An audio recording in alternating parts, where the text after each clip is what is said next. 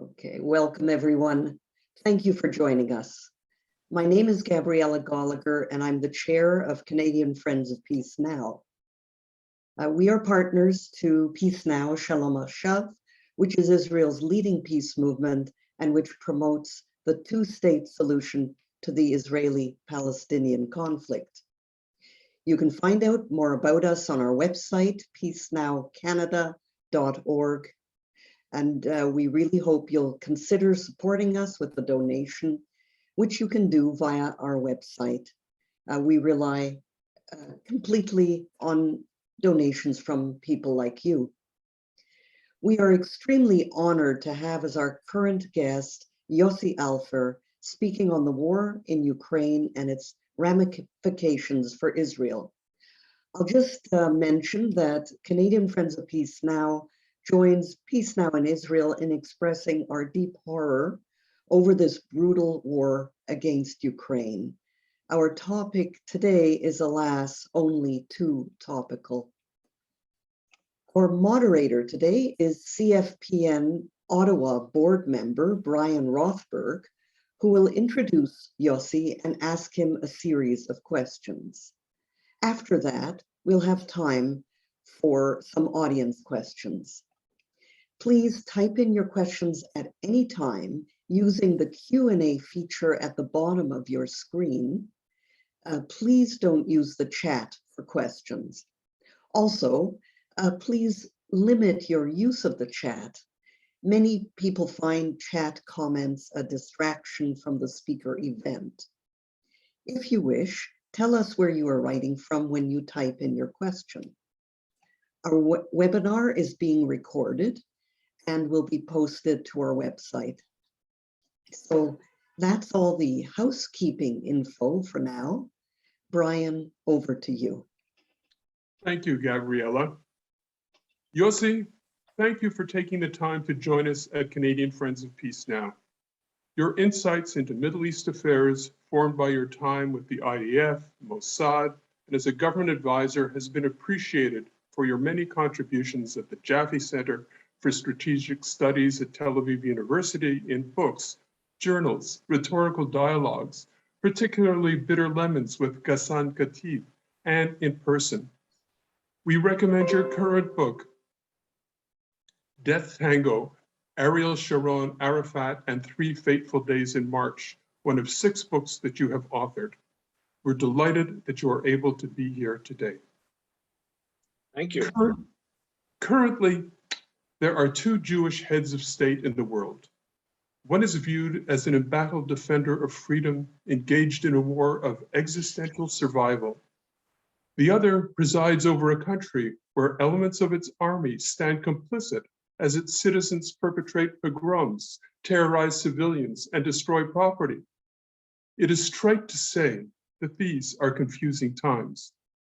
The historical Jewish memories evoked by the mention of the word Ukraine are not usually associated with embattled defender of freedom. The ripples emanating from Russia's invasion of Ukraine are impacting many shores. What is your assessment of these impacts as they affect Ukraine, and how do they relate to Israel? Well, thank you very much for that generous introduction, Brian. I'll try to be brief in answering this and to answer it with a kind of my own sense of what the strategic assessment is from an Israeli point of view as we look at the conflict in Ukraine. We're looking at a conflict in which a Russian invasion is suffering from a lot of unexpected drawbacks, considering the reputation of the Russian armed forces, low troop quality, poor command, poor equipment, terrible intelligence. And Ukraine has so far mustered a rather successful guerrilla type resistance based on what clearly appears to be a very patriotic readiness on the part of the vast majority of the population to sign up for this war. I would say right now the outcome is uncertain. I have to add here that as seen from the Middle East, And here it's interesting to note that Israel and many of its neighbors see this in a fairly similar way. As seen from the Middle East, the US refusal to intervene is on the one hand understood as perfectly rational in order to prevent escalation that could hurt us all. But on the other hand, until and unless sanctions succeed, this sends a message as perceived here of weakness, as perceived in the Middle East. Let me start by offering the backdrop from Israel on a number of different levels. First of all, there's a Middle East backdrop. Over recent years, the perception is that Russia is the rising power, international power in the Middle East, and the US is moving out, as illustrated by the withdrawal from Afghanistan, the radical reduction of American troops in places like Iraq, Syria, Somalia. So from the very get-go of this war, you have normally pro-Western countries like the Emirates, the Saudis, Egyptians, abstaining at the UN, hesitating to pump more oil, refusing to receive President Biden's phone calls. In this sense, we can say, ironically, Israel is in good company. And here I want to go back in history and note a very important remark once made by Evgeny Primakov, who was Russia's, for the Soviet Union's premier Middle East expert. He was one of the last heads of the of Soviet intelligence, one of the first prime ministers of post-Soviet Russia, who said to a colleague of mine at the Mossad back in the 80s, Russia is a Middle East country. And Russia sees itself as a Middle East country, and it's increasingly seen here as a Middle East country. And this brings me, of course, to the Russian presence in Syria since 2015, which puts Russia directly across our northern border. Russia is Israel's neighbor today. And anything Israel wants to do about dealing with Iran in Syria, what we call Mabam, the campaign between wars to restrict Iran's expansion westward, Iraq, Syria, Lebanon, to keep Iran from creating extremely powerful missile threat to Israel, to keep Iran from setting up shop directly on our borders. All of this has to be coordinated with Russia in a very delicately choreographed liaison, which was begun by Netanyahu successfully in direct consultation with Putin, and has been continued successfully with Bennett. But what's important to note from the outset is that the most important Israeli consideration when gauging to what extent we want contact with Russia, to what extent we can collaborate with the United States and the West in condemning the Russian invasion, to what extent we can subscribe to sanctions, how we deal with Russia and Ukraine together. The most important factor here is the Russian presence in Syria, not to do anything that could create a far worse strategic threat to Israel from Syrian soil or the skies over Syria. There is, of course, an Eastern European backdrop. There are Jews in Ukraine, Jews in Russia. The Jews in Ukraine are in particularly difficult straits. There is an automatic, a kind of Zionist knee-jerk response to this, that we Israelis, or Israel as the state of the Jewish people, has an obligation to do something for these Jews and to help them where possible. There's also a rather unique problem with the oligarchs, the Russian oligarchs, many of whom are Jewish and have very close connections here, have stashed their money here, bring their yachts here, their private planes here. How do we deal with them? With this, and they constitute a link again between Israel and Russian Jewry. There are the high-tech programmers, the expansion of Israel's high-tech success. There are tens of thousands of programmers in both Russia and Ukraine employed by Israel, working online with Israel constantly, who are another consideration here. Then there's an Israeli domestic backdrop. There are more than 1 million Russian speakers, Israeli citizens, who have arrived over the past 30 years, and their children, many of whom they serve in the IDF, they're Israelis in every way, they still speak Russian. And they are very influenced by the news coming from Russia and from Ukraine, but they're more Russian Jews than Ukrainian Jews by a long shot. They vote. There's a political consideration here in working out what Israel's policy is going to be. There's an operational backdrop. I mentioned the northern border and the Mapam, the war between wars. There's also the Vienna JCPOA talks, the talks designed to bring Iran back into a nuclear control regime, the one that President Trump dumped. And we've already seen how this is interlinked with the Russia-Ukraine conflict, because Russia has pulled out of Vienna on the very verge of signing this agreement. So with all these considerations in mind, and again, beginning with Russia and Syria, Israel opted from the outset not to be part of the sanctions, to condemn the Russian invasion in a relatively low-key manner, that is Foreign Minister Lapid, not Prime Minister Bennett, not to keep repeating it. El Al is still flying to Russia. There was little heavy trade anyway between the two countries, but there are lots of joint ventures between Ukraine and Israel and Russia and Israel, because many of the immigrants of the last 30 years or their children went back and have gone back and forth, and they have dual citizenship. There are lots of Hebrew speakers in Kyiv and Lvov, and lots of joint ventures between Israelis and Ukrainians and between Israelis and Russians. There's also, I should mention, I think, Brian, you alluded to this, there's a unique Jewish historical angle.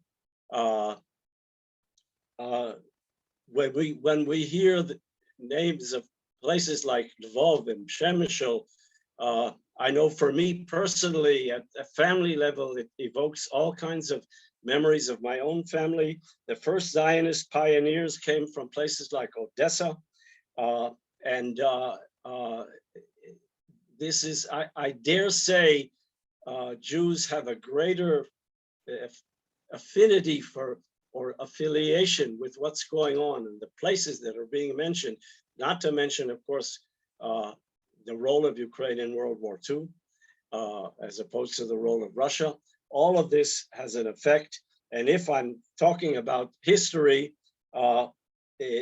we are flooded here in Israel and elsewhere in the Middle East with comparisons between the Russia-Ukraine conflict and the Israeli-Palestinian conflict. And I'll go into them if somebody wants to ask, but they're all over the place. They're every direction.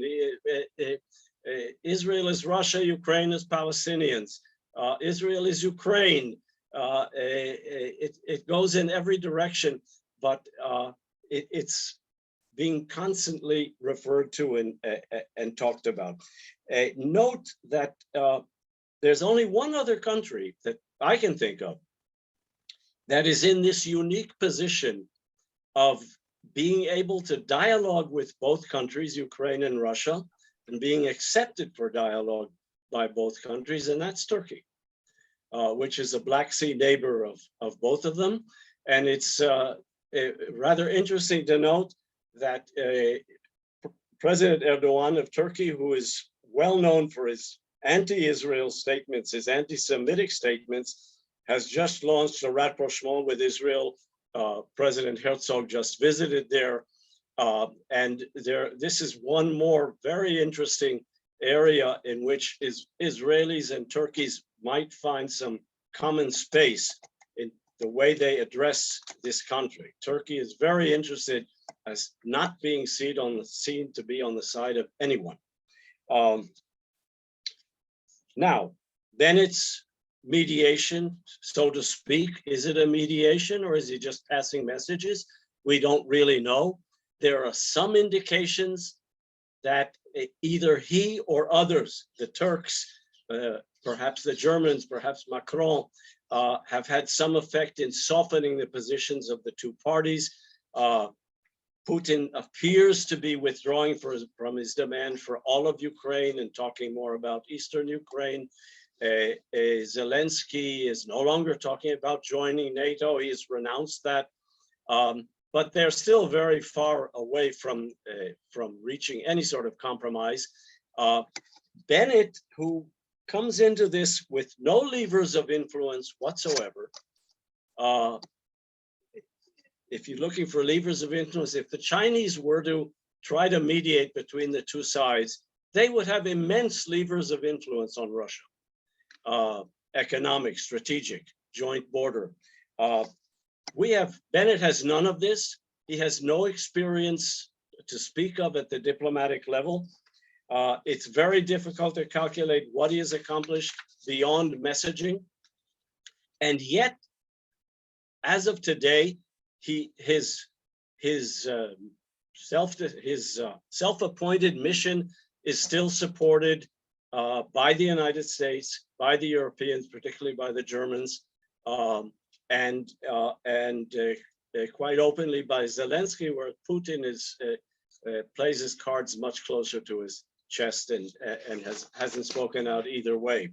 But so far, Bennett is managing to tiptoe between Western pressures to totally condemn the invasion, to join the sanctions, to close the airway, to stop flights between Israel and Russia, to clamp down on the oligarchs the way the rest of the world is doing, on the one hand, and his drive to continue mediating between the two sides on the other, so far.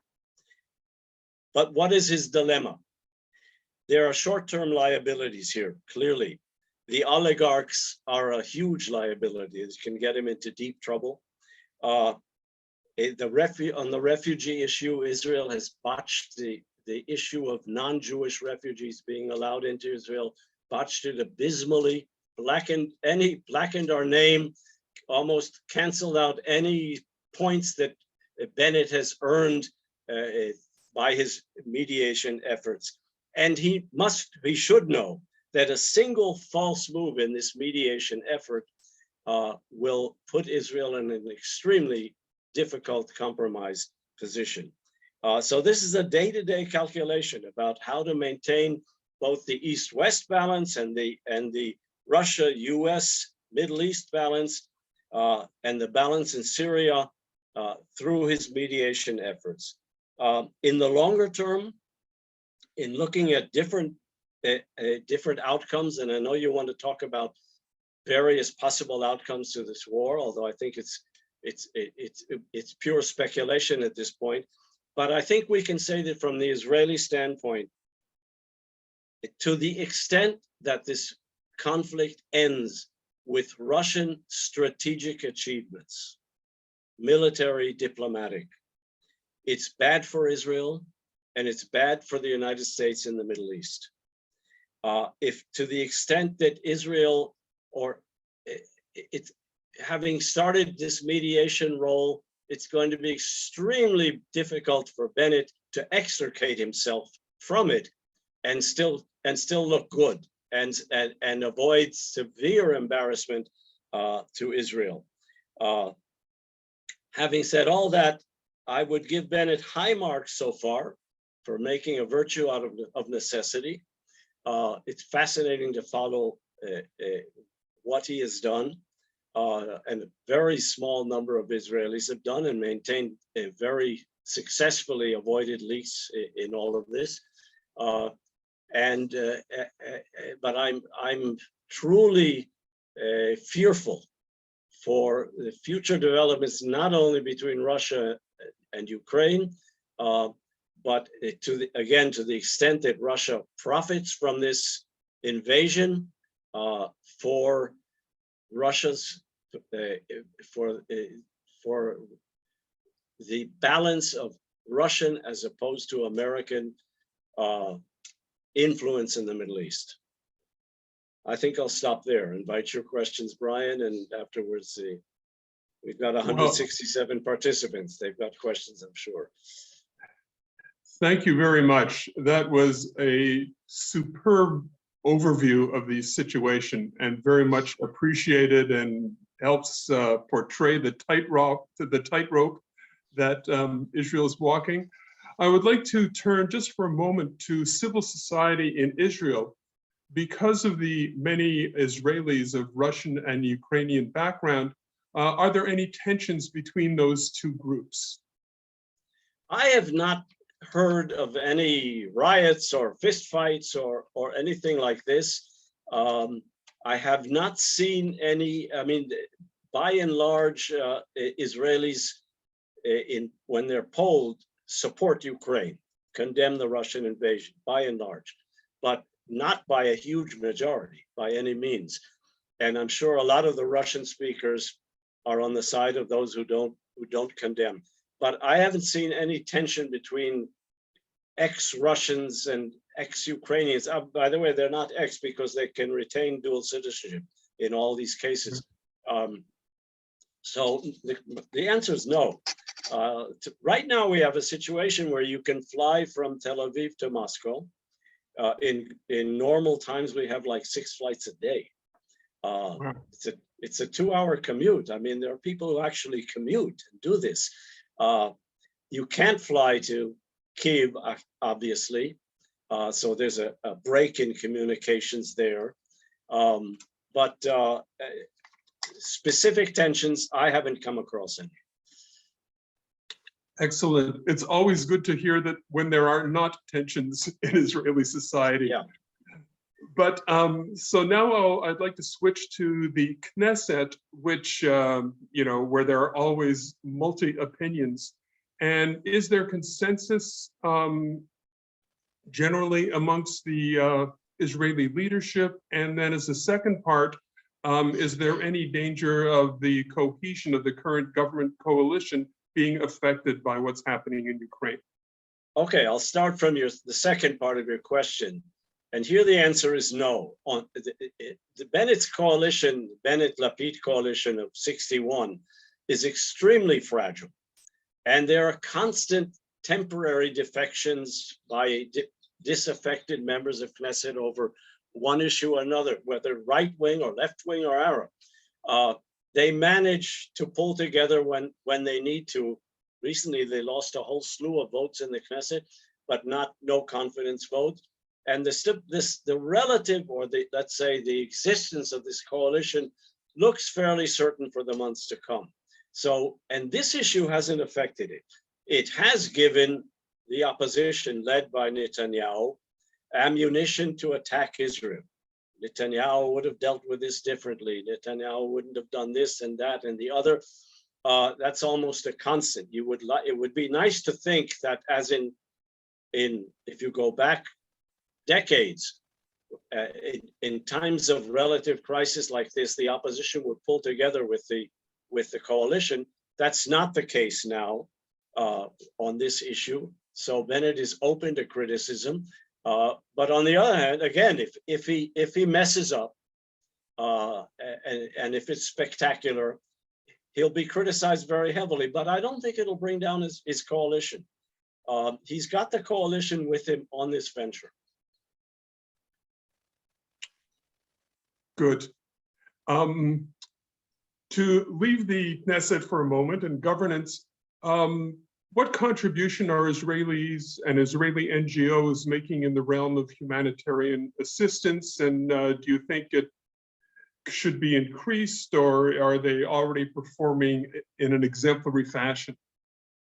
They're making, I think, a sizable contribution, although I think it pales alongside what comes in from the European Union and the United States. First of all, the West is supplying Ukraine with weaponry and ammunition. Israel is not at all. It's cut off all deliveries of weaponry. The foreign ministry arranged a delivery of, I think, 200 tons of humanitarian aid from the state of Israel. And then there are a number of NGOs like Israel-Aid that that's in the past stepped in, for instance, dealing with Syrian refugees in Turkey and Greece, and here dealing with refugees across the border with Poland and Hungary, Slovakia, and so on and so forth. And then there's an entire category of NGOs that are dealing just with the Jewish population of Ukraine as they leave the country and cross into the neighboring countries. And here, from the Israeli standpoint, the effort is, do you want to come to Israel? We can help you. But here, of course, you get into the other issue of, what about non-Jewish refugees? What about not just non-Jewish refugees, but those who are not able to come to Israel under the law of return? They can be non-Jewish, but have a Jewish grandmother that qualifies them to make aliyah and get Israeli citizenship.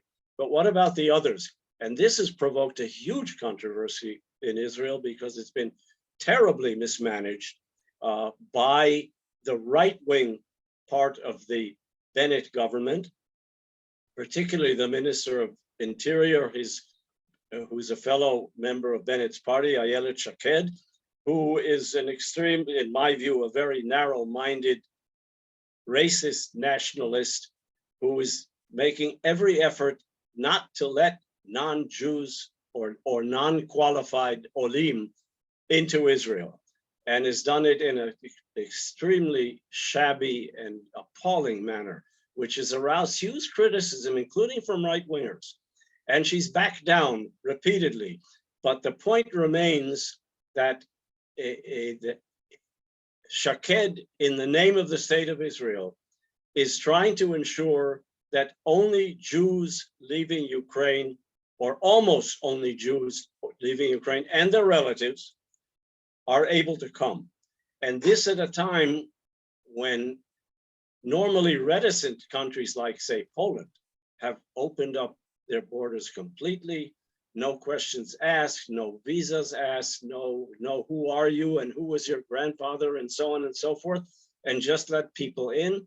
And there is a lot of grassroots pressure here for us to take at least a similar stance with regard to refugees coming out of Ukraine. It's kind of doubtful that most people without any Jewish affiliation leaving Ukraine would want to come here.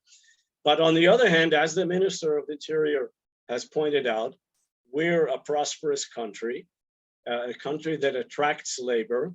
We have we still have some 20,000 illegal Ukrainian migrants who have nothing to do with Judaism. They just came here for jobs.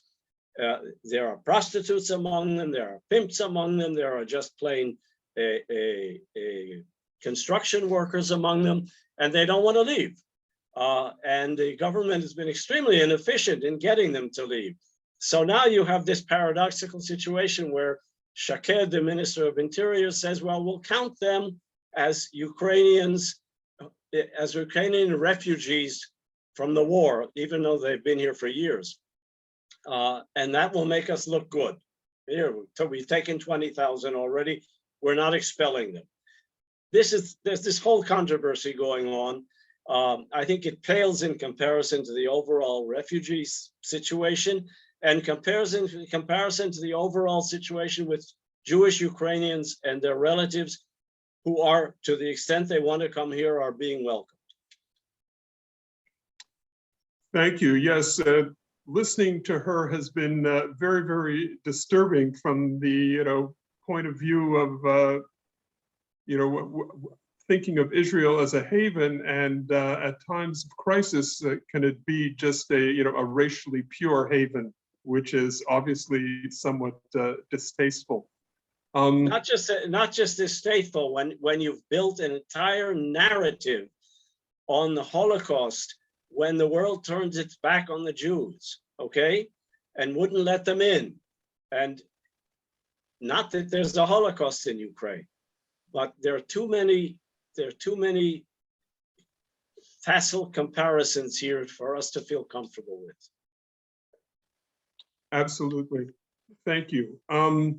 Now, something that you alluded to in your opening remarks have to do with the parallels that some people draw between, Israel, Russia is like Israel, or Israel is like Russia, or Israel is like Ukraine. So parallels between, parallels between Russia as an occupier and Israel as an occupier both claim an historical attachment, both deny rights of indigenous inhabitants for self-determination. What do you think of these comparisons?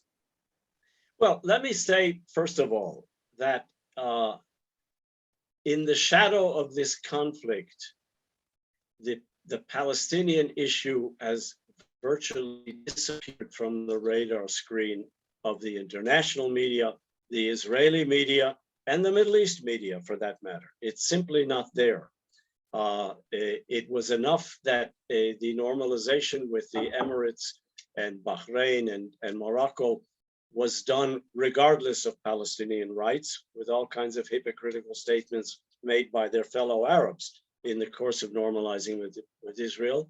And now along comes this war, and the Palestinian issue is simply a non-issue. You have to go to the back pages of the newspapers to find out what's going on in the West Bank, who's been killed, who's been arrested, whatever. And this, important to note, with Ramadan approaching and a tension level in Jerusalem going up, so that this issue could come back in a big way. Now, the comparisons being made, I mean, they're interesting. They can be fun to play around with. They're not a major factor in anybody's calculations about anything, in Arab calculations, in Bennett's calculations, even in calculations of the left in terms of dealing with Ukraine. I would venture to say that a Russian invasion of Ukraine, yes, there are some areas of comparisons with Israel and the West Bank in terms of the origins of Judaism in what is today the West Bank, the Russian origins, and so on and so forth. But this is a state-to-state conflict, and in that sense, it differs radically between the conflict between Israel and the Palestinians.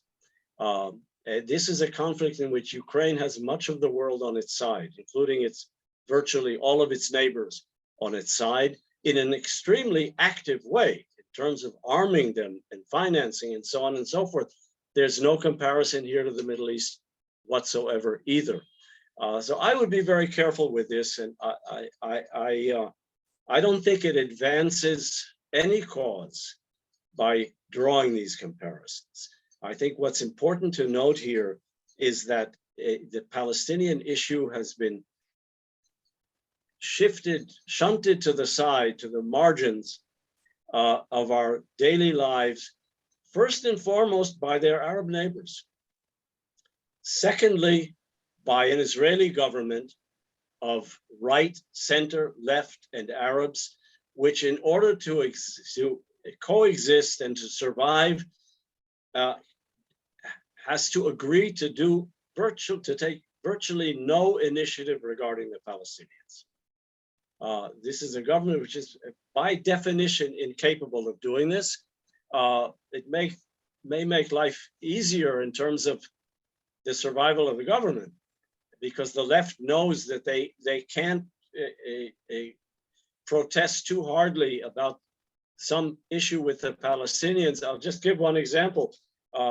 the government just passed what's called the citizenship law, which restricts in the cases of intermarriage between an Arab, a Palestinian citizen of Israel, and a Palestinian citizen of anywhere else, beginning with the West Bank, the non-Israeli is now prohibited from joining the Israeli in Israel. In other words, this says to an Israeli Arab, you want to marry a Palestinian from the West Bank, that's fine. You'll have to go live in the West Bank if you want to live together. We're not going to give you a permit to live inside Israel. Now, this was passed by the right wing of the Bennett-Lapid government, together with some on the right of the opposition, who either voted for it or abstained or just didn't vote at all in order for it to pass. Bennetts and Labor were against this, as was Ram, the Arab party, and all the other Arab parties. They were against it, but by agreement, the government didn't fall over this. This was known in advance that this would be passed. It's part of the deal that allows this government to exist. And none of this is affected by the war in Ukraine. By the way, there are Israeli Arabs many of them studying in Ukraine, studying medicine, engineering, whatever, and Israeli government efforts and NGO efforts to help them get out and come back to Israel are available to them as well as to Israeli Jews in Ukraine. There's no discrimination here. Oh, that is very good to hear. Recently, one has been hearing that Russia has asked for contingents of the Syrian army or volunteers from Syria to come and fight for them. And just in a more flighty kind of way, one can't read sort of an international thriller novel without hearing about, some Israelis fighting for not officially as government representatives, but Israeli mercenaries being employed. What do you think? Have many? I know that in Canada, a number of Canadians of Ukrainian background or just concerned Canadians have gone off to have volunteered to fight, much like in the Spanish Civil War. And has there been any of that amongst Israelis? And what do you think about the request by Russia for Syrian army armed representatives? Well, the fact that Russia has reached out to the Syrians and has begun also recruiting, there are various Russian military organizations like the Wagner Group that are Russian mercenaries who fight wherever they're paid. And the Russian government has reached out to them and to the Syrians only once they saw that that their military strategy wasn't working as planned in Ukraine, and presumably ran into morale problems with Russian conscripts who didn't have a clue that they were being deployed into Ukraine, and who were more than ready to pick up and abandon their tanks in the past 2 weeks. So this is a sign of a Russian predicament, first of all. I think it's a very interesting indication that Russia has a manpower problem, which is quite amazing. Yes. When you think of the size of Russia. Secondly, these Syrian mercenaries have been fighting elsewhere.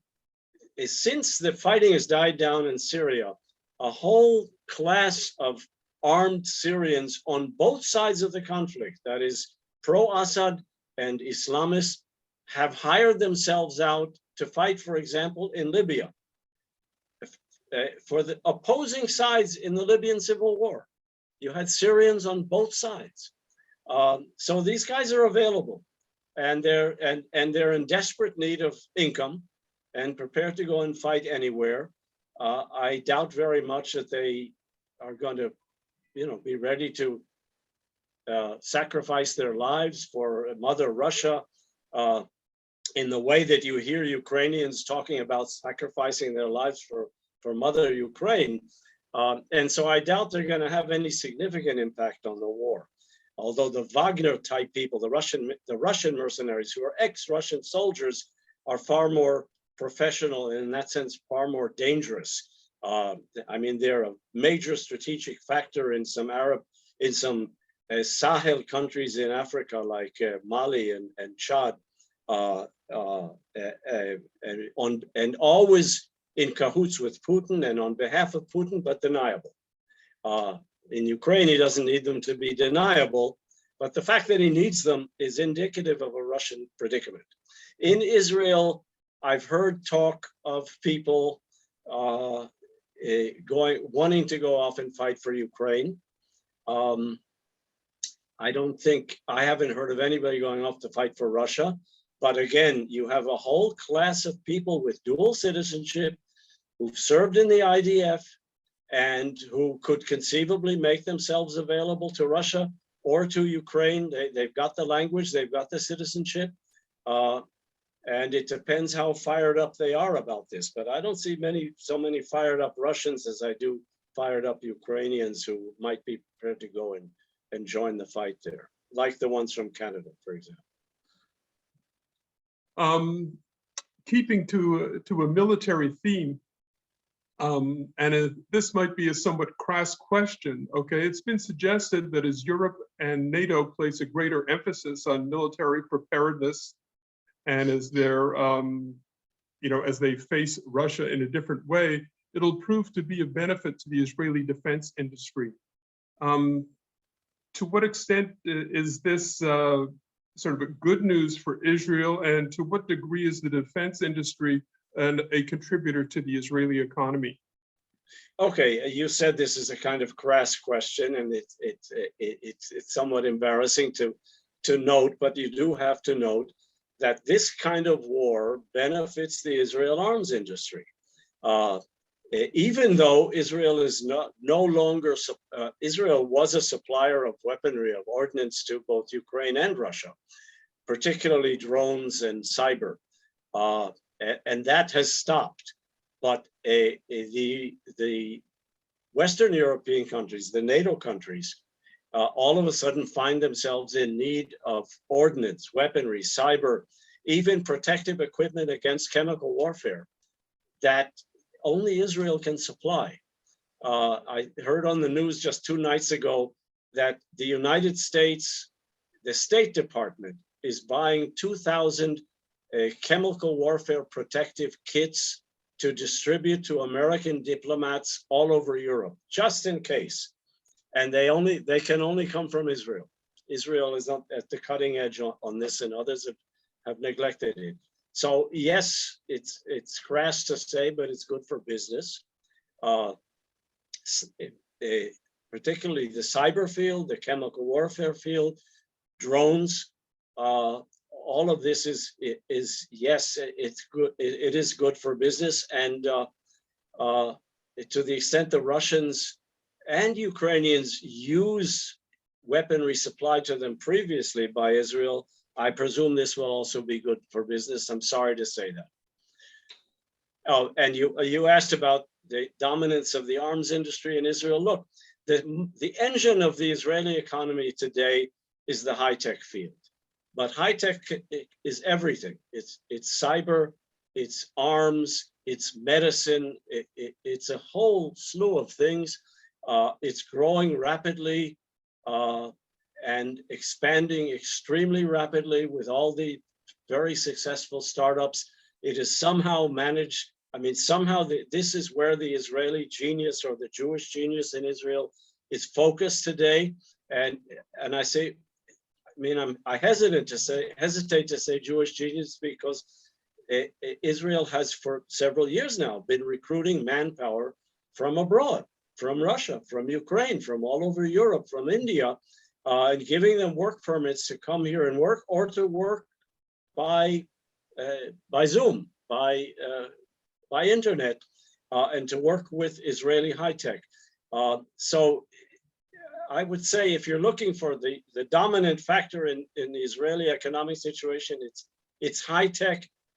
The arms industry is a part of that, but it's not by no means the major part of that. Thank you. I'm just going to pause for a moment to ask Gabriela, do I expect we have some questions from our webinarians? Yes, thank you, Brian. Yes, a number of questions have come in, and so I'd like to start asking audience questions, if that's okay with you, Brian. Yes. And to the audience, please, a reminder, in questions into the Q&A, and I'll try to get to as many as I can, and I won't ask questions that are that repeat what, or try not to ask questions that repeat what Yossi's already said, but there are some that are looking for a little bit of clarification. So Barbara Landau asked whether Bennett urged Zelensky in his role as mediator to accept Russia's demands, as has been reported in some media. And another question somewhat related from Martin Freeman asked, what are the potential negatives for Israel if the mediation fails? And you had my question too, you had said Bennett could really botch it and that would have bad consequences. But what do you mean by that, if you could please clarify? Okay, I've heard these reports that Bennett urged Zelensky to accept Russia's demands. They've been firmly denied here. Bear in mind, there's a great deal of disinformation here, great deal of fake news and propaganda. If that happened, it's a huge mistake on Bennett's part, and that's why I don't think it did happen. Zelensky didn't confirm it either. So,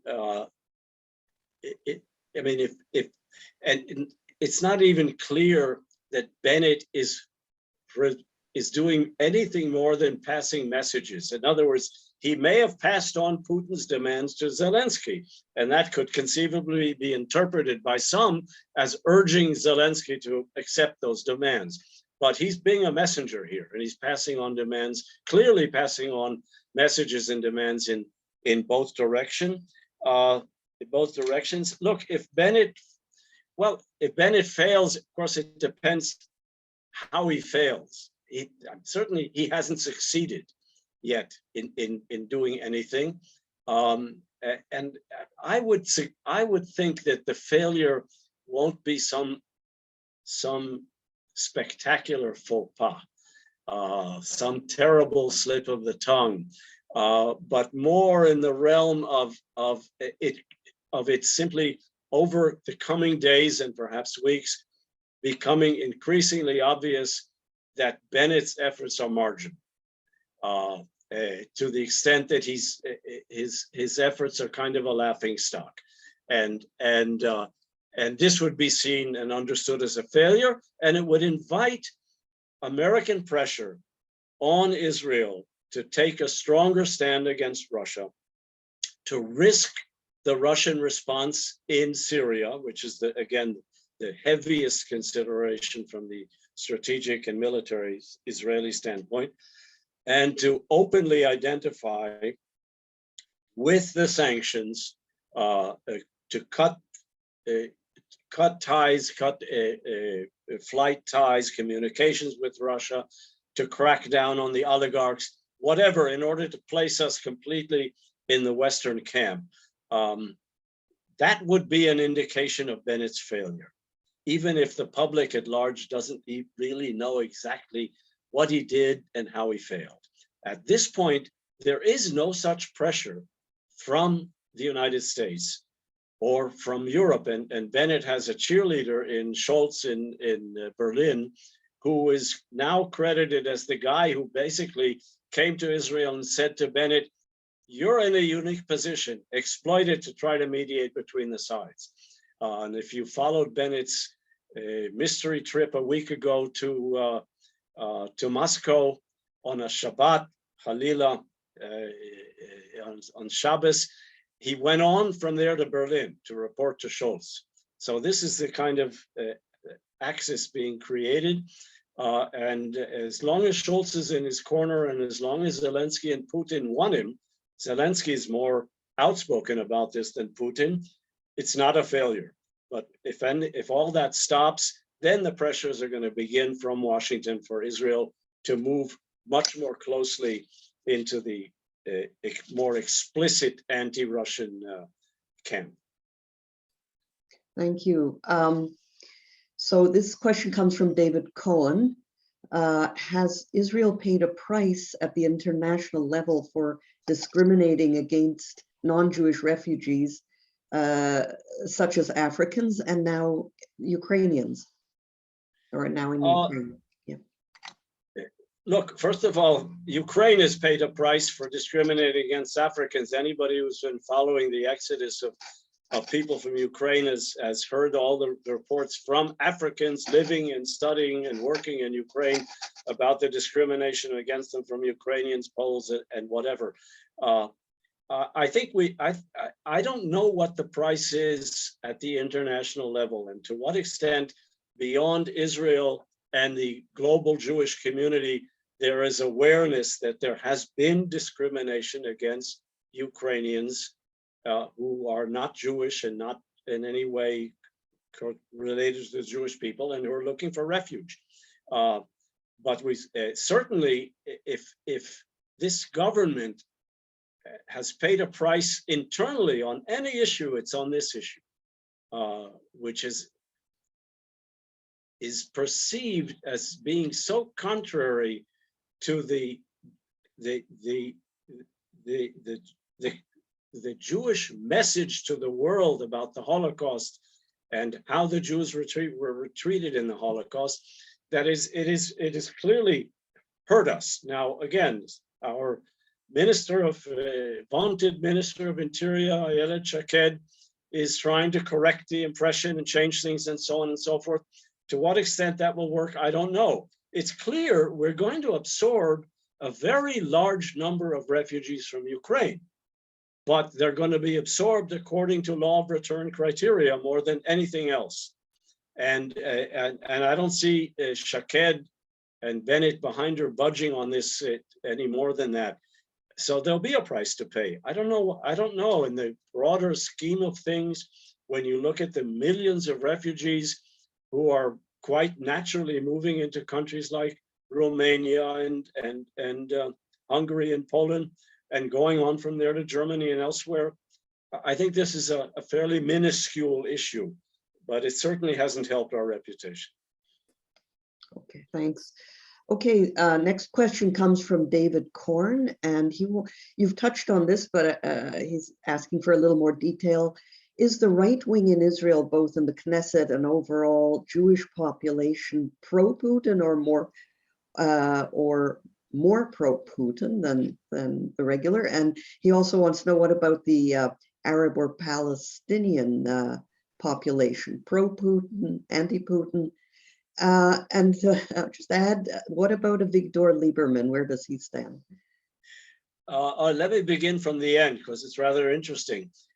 You have in this coalition two ministers of one of Russian extraction, one of Ukrainian extraction. Lieberman is of Russian extraction from what is now called Transnistria, south of Odessa, south of Ukraine, this sliver of land that's under Russian control, and he is outspokenly pro-Putin. Zev Elkin, on the other hand, is from Kharkiv and is outspokenly pro-Ukrainian. I mean, I don't think you can find any other government anywhere in the world that has this kind of representation within it of people with such strong roots in this conflict itself. And that reflects a large portion of the Israeli population as well. And if you like, you can look at this as a kind of justification for this attempt to walk a tightrope between the two sides, because the conflict exists in a sense within the Israeli government itself. Now, Gabriela, give me the rest of the question again, because I got lost. Oh, okay. I think you've answered on the Israeli side, but what about the Palestinians? I don't know. Frankly, I don't know. Palestinian, I mean, again, there are among the Palestinians a lot of people who have studied in the Soviet Union, who have since studied in Russia and Ukraine. There are a lot of mixed marriages that are represented in the West Bank with Russians and Ukrainians who married Palestinians and came with them. But I have not seen any kind of opinion polling as to what camp people are in. And here again, alongside Israel's and Turkey's really unique position internationally in being able to dialogue with both sides and try to maintain the trust of both sides, neither the Palestinians nor any other Arabs I know of are players here, are comparable players in trying to get into this game this way. And they generally, or let's say the general trend in the Arab world and in Iran has been, if not pro-Russian, certainly not pro-West. That is, Russia's the rising power. We don't want to anger it. And this, of course, says a lot about the ultimate outcome. I go back to your question, Brian, about where are we when this ends? To the extent that Russia comes out of this with military and strategic achievements, it is radically, I would say, has radically strengthened its position in the Middle East and particularly in the Arab world. Thank you, Yossi. So this is a question that came actually before the separately, and it's about Middle East oil and how is it playing in the new geopolitical reality given the sanctions against Russian oil. So America looking perhaps more for other sources of oil. Is that an important factor? Well, it is an important factor among the oil producers in the Middle East. And as we have seen, the Emirates and the Saudis have refused American requests to increase output in order to lower the price so that Americans, and I presume Canadians as well, will pay less at the pump, and this will be less of a political football. They have refused, the Emirate leaders and the Saudi leaders have refused to take phone calls in this context from Biden. And they're basically hedging their bets vis-a-vis Russia. Bear in mind, Russia is a major oil producer, and Saudis and Emiratis and others are major oil producers. They have been, there's something called OPEC Plus today that the Russians are included in. They've been coordinating oil prices for a long time. And a boycott of Russian oil automatically raises the price globally. And the only ones who can affect this and lower the price, somewhat at least, are the major Arab oil producers. And if they do not cooperate with the West and with the United States on this issue, this is a major issue of contention and a major grudge that Biden is going to have toward them, unless they bend and begin to raise production in order to lower the price. Now this has had an effect. Now, as for Israel, a country of under 10 million people, which has always, I think, very astutely diversified its energy sources and resources, importing oil from a large number of countries, importing coal. We still have some coal production of power from a large number of countries, and moving, of course, to more to solar and more to natural gas, which we now have, and which we're now a natural gas exporter. So Israel's basically not affected by an international oil crisis. It'll affect the price of oil, but the price of gas, petrol at the pump has always been very high anyway, because that's where the government makes a lot of money from taxes. And it's not a situation in any way comparable to North America. The sensitivity of it, the volatility of it as a political football. Okay. With your permission, I'd like to ask two more questions, and then I think we need to wrap up. One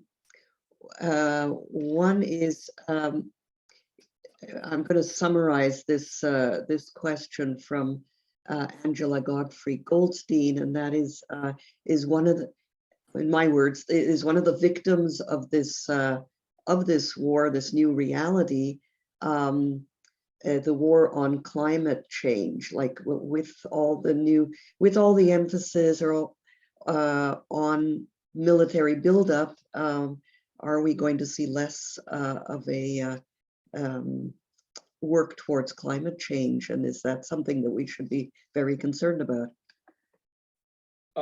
I'm not an expert on ecological issues or environmental issues, but I think it's pretty plain that this war will come at the expense of the efforts to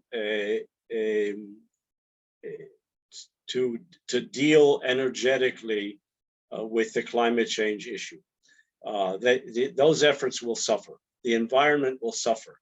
And it will suffer in a kind of general way from just the emphasis on arming and rearming. And if, God forbid, this conflict expands and spreads and escalates, you can forget about dealing with climate change for the next decade.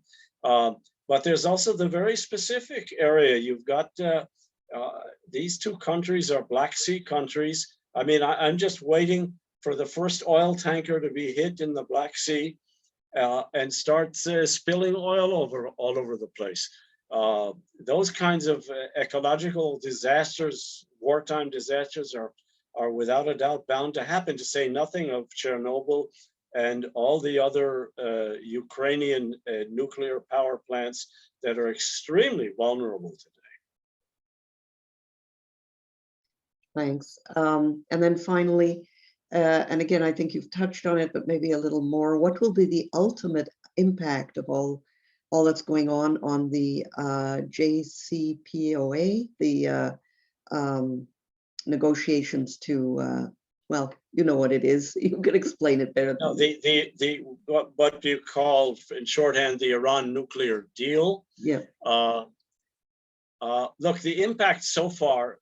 It is quite interesting. I mean, for the first 10 days or so of this conflict, it was rather extraordinary to note that while Russia was pitted not just against Ukraine, but against the entire West, it continued to sit in the Vienna meetings designed to rejuvenate the JCPOA Iran nuclear deal. And they were really on the cusp of signing an agreement when all of a sudden Russia said, wait a minute, we have a new condition. We're linking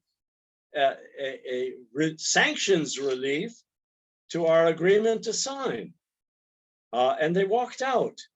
And it was extraordinary to see in terms of the international dynamic, Iran, which had hitherto looked to Russia as its ally in these negotiations. It looks to Russia as its increasingly as its ally in many spheres. Iran is furious at the Russians. Iran wanted to get this new deal so it can begin selling its oil again. That's going back to the question of the price of gas.